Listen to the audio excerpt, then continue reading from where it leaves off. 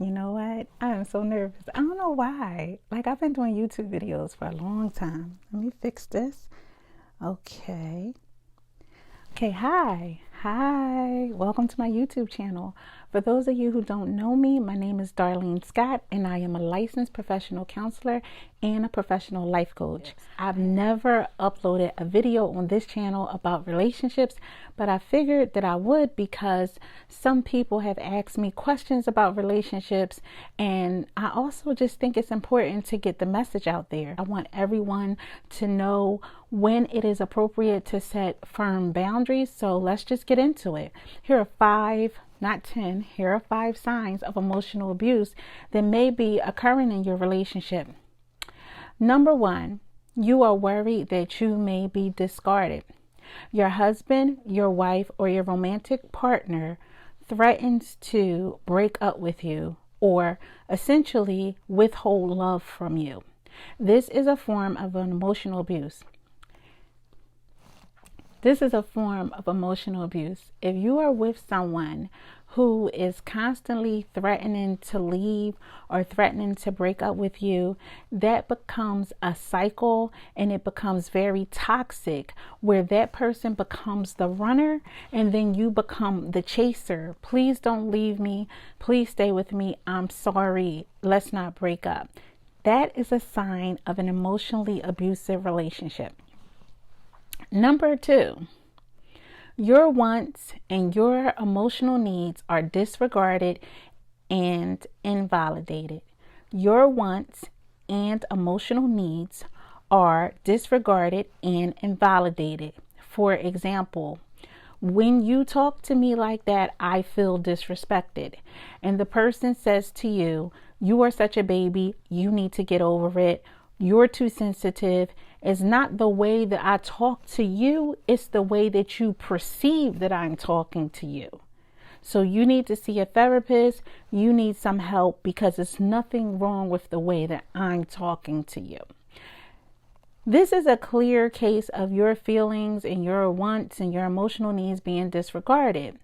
This is a perfect time for you to have a discussion with your partner, for your partner to say to you, why do you feel disrespected? How could I get the message across to you in a different way that may not make you feel disrespected? When your partner is willing to sit down and have those conversations with you, it shows that they respect you and that they want you to feel heard and they want you to feel validated. If your partner is constantly dismissive and constantly saying, you're too sensitive, you need to get over it, that can be a sign of emotional abuse, because essentially your partner is teaching you that your needs and your wants do not matter, not in the context of this relationship. Number 3, I'm sure you heard of this. They gaslight you. And for those of you who don't know what gaslighting is something that is crazy making. It is when a person tells you that you did not hear or you did not see what you thought you heard or what you thought you saw, or that you didn't do what you know that you did. It sounds crazy. Just listening to myself say it sounds crazy.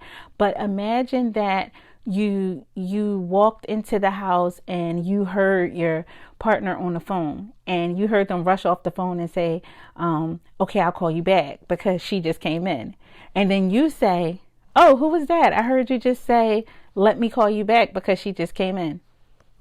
I wasn't on the phone. And you're like, no, I just walked in, like I saw you on the phone. And they're like, you saw me on the phone? You didn't see me on the phone. And then you start to say, did I really see him on the phone? And then that person will say like you were wrong. You didn't see what you thought you saw. You didn't hear what you thought you heard. And then sometimes they will go as far to say, you really need to get help. You need to talk to your therapist about that because that just didn't happen. You're hearing things, or you're so paranoid that you always think I'm on the phone. Are you sure you heard me? So that's like how gaslighting works. But gaslighting can also be very subtle. If you bring up an incident that happened in the past and you say, well, remember when we went on that trip and you were screaming at the waitress, it made me uncomfortable. You sure you don't have me confused with someone else? I never screamed at the waitress. You did. We were in Aruba and you were screaming at the waitress. That wasn't me. If I'm confused with somebody else, well, you do have a bad memory. You've been known to do that. You've been known to exaggerate or blow things out of proportion, or simply it just didn't happen. That's number 3, is gaslighting. Number 4, they remind you of your past and they use it against you. I cannot tell you how cruel this is. But when you're in a relationship with someone, you tend to open up and you share some things about your past. Some of those things may not even paint you in the best light, but you have an emotionally abusive partner when they take something that's very sensitive that you shared with them and they continue to throw it in your face. Every time you get into an argument, they say, this is exactly why your last boyfriend punched you in the face. This is exactly why you had a miscarriage. This is exactly why your own mom doesn't talk to you anymore. What I'm saying is, if it becomes a cycle, if you notice that every single time you get into an argument, that one thing that you're super sensitive about comes up and they have to throw it in your face and say, this is why that didn't work out. This is why you were treated that way. This is why you were in a hospital in 2001, because you're so messed up. That's a sign of a person that is emotionally abusive to you. They're taking your pain, they're taking your trauma, and then they're throwing it in your face. And the only reason someone does that is to hurt you.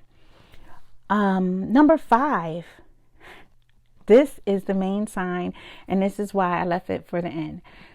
Number 5 is their highs become your highs.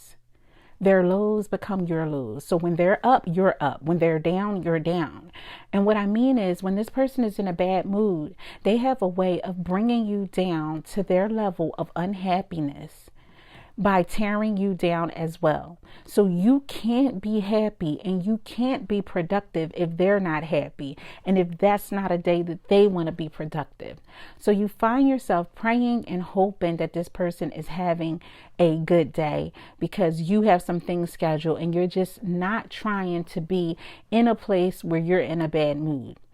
When you are enmeshed with someone and you have like a very toxic relationship and you have this cycle of emotional abuse, what happens is whenever they're in a good mood, you're in a good mood because you don't have to deal with drama. But when they're in a bad mood, you're in a bad mood because they will not allow you to be successful. They will not allow you to be productive. They will not allow you to maintain your own happiness if they too are not happy at that point in time. So that is a very selfish person most of the time. A person like that doesn't want to see you happy. They don't see you as an individual. They see you as an extension of them. And when they're down, you need to be down too. And if you're not down, they will bring you down. So these are my 5 signs of emotional abusive relationships. If you see these signs in your relationship and you believe that your relationship can be saved, I would ask you to go to your partner and talk about the way that the two of you communicate, and ask your partner, can you work on communicating differently?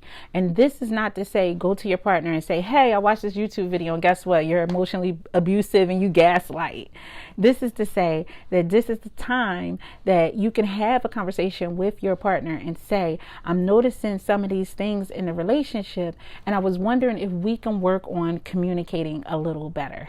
If you have any questions for me, my name is Darlene Scott and I could be reached at d.scott@basic-bliss.com. Again, that's d.scott@basic-bliss.com. If you like this video and you want me to do more videos about relationships, kind of informal like this, please let me know. Let me know in the comments, like, subscribe, and I will upload more content about relationships.